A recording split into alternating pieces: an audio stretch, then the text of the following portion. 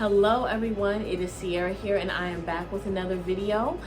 First and foremost, happy Friday everybody. We made it. I hope you had a great and productive weekend, and I hope you have some amazing things planned for the weekend to get you refreshed and ready for the week to come. So I wanted to come on here and do a video because we are pretty much at the end of summer, and I wanted to give you guys some tips on how to transition your skincare routine from summer to fall. So if you want to see how to do that, then keep watching this video.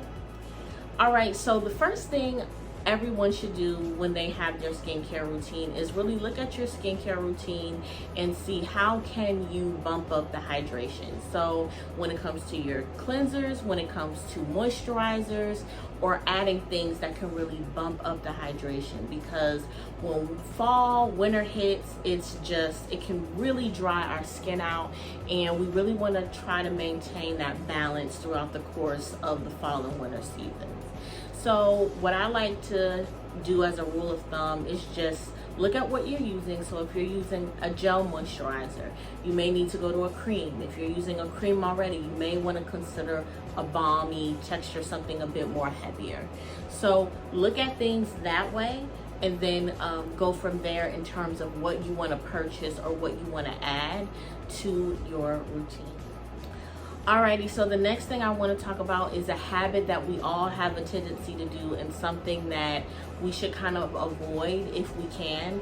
Of course, we know with the colder weather, nothing feels better than a super hot shower, but that is actually really bad for your skin.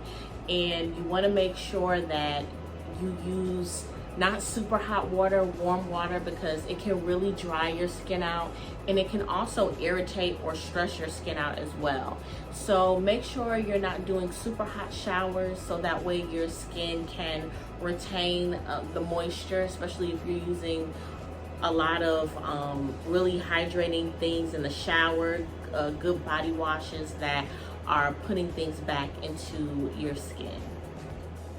The next thing that's really important, I feel like this is important all year round, but I think a lot of people forget about this, is really just maintaining a good exfoliation routine, especially for my drier skin types. Winter can really wreak havoc on drier skin. A lot of times they can experience cracking and all of that. So make sure that you're exfoliating regularly. You may need to bump it up. So if you're doing 2 days a week, you may need to do 3, because in exfoliating that dead skin off, it's gonna allow better penetration of all your serums and creams. So make sure you're doing that. And for oily skin types, I know for me, I'm oily. The fall and winter is when my skin feels the best. It feels more balanced. So I just try to maintain a regular routine. And if I do notice that my skin is getting a little more dry, then I will go ahead and try to bump up my exfoliation as well. It just really depends on what you see, but rule of thumb is if you need to bump it up, bump it up. But if not, just be consistent with what you're doing. All right, so the next thing I want to go ahead and talk about is incorporating an overnight mask. Something that's going to hydrate, something that's going to make your skin feel better and just keep that moisture coming. If you're not using one now, fall and winter is really a great time to invest in one. As somebody who has oily skin, I do find myself using those products more in the fall and winter, because sometimes my skin can just feel really kind of chapped and uncomfortable. So one product I'd like to recommend is the Vital C Hydrating Enzyme Mask. It's amazing because it's actually a 2-in-1 product. So it has an enzyme in it that exfoliates. It also has a little bit of retinol, which is going to help to refine the skin tone and pores. And then once that enzyme stops becoming active, you have vitamin C, vitamin E, which is amazing. And it also has hyaluronic acid in it. So it's an amazing mask to do overnight. And I recommend it to all my clients. And I definitely think doing treatments like that during the fall and winter is great to just keep your moisture on point. But I also like to tell people that when it comes to you know, what you're doing in the fall and winter, you really are just trying to make sure that you're really maintaining, you know, your skin. I also tell people that when it comes to facials and like things that you're doing with your esthetician, I always say in the summertime we protect, and then in the wintertime we perfect. So you can do a little bit more in terms of like microderm, chemical peels.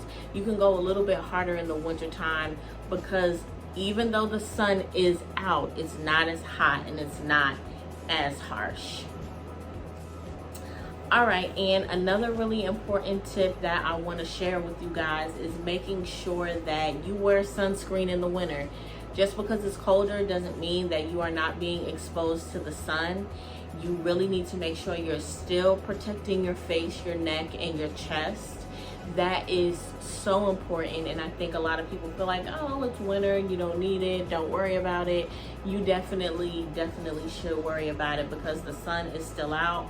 Also, if you are spending a lot of time in front of a computer, they have come to find out that that light exposure is the same as sun damage. So you want to make sure you're protecting your face, neck, and chest with sunscreen as well, even if you are working from home, because I know a lot of people due to the pandemic you still need to protect yourself from the light from your computers, cell phone devices, tablets, all of that. So just make sure that you do that as well. Another tip that I really want to recommend is just making sure that you're incorporating things in your routine that can really boost what you're already doing.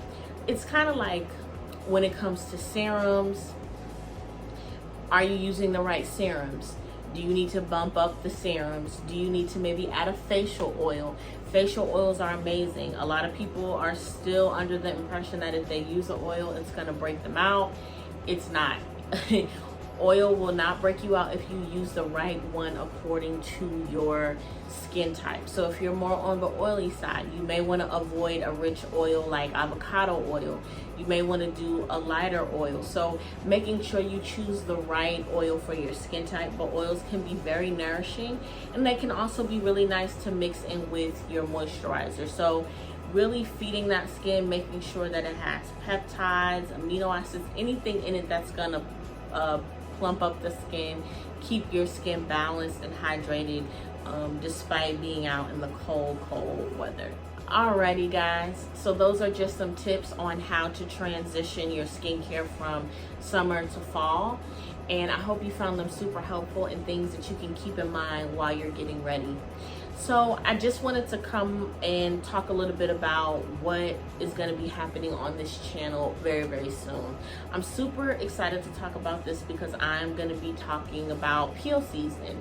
You know, what estheticians do to get ready for peel season, and doing videos of treatments that I'm doing with peels.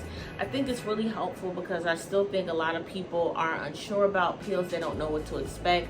So my whole goal with this series is to bring clarity, but also to help my fellow estheticians on how to market and get prepared for peel season, because you have the opportunity to really make a lot of money during this time. So I want to make sure that I give some great tips and advice on how you can be marketing for peel season. You definitely, of course, wanted to be thinking about that maybe July, August, you know, have a plan to get you into it, but you know, it's never too late, and maybe you didn't know what to do, so hopefully the video will definitely help you. So I'm going to be doing that in the next few weeks. I also wanted to just talk a little bit about an experience that I had. You know, being an esthetician, we get to try and do so many things in our field. There's so many different routes you can take.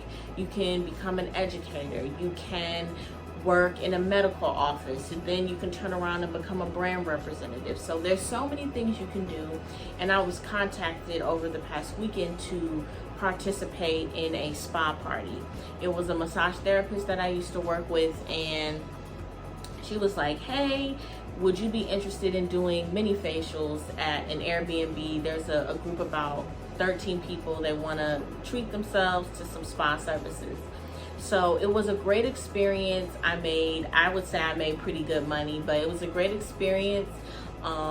She was a great person to work with, and I didn't know if you guys wanted me to elaborate on the experience, because I don't know if there's any estheticians out there that have thought about doing parties. But if it is something that you're interested in, if you want to know what I did to prepare for the party, what I took, what I didn't take, you know, how did I come up with, you know, what I was gonna do, then definitely leave a comment and thumbs up the video so I can do a separate video on my spa party experience, because I think it's all about growth, trying different things, especially during this pandemic.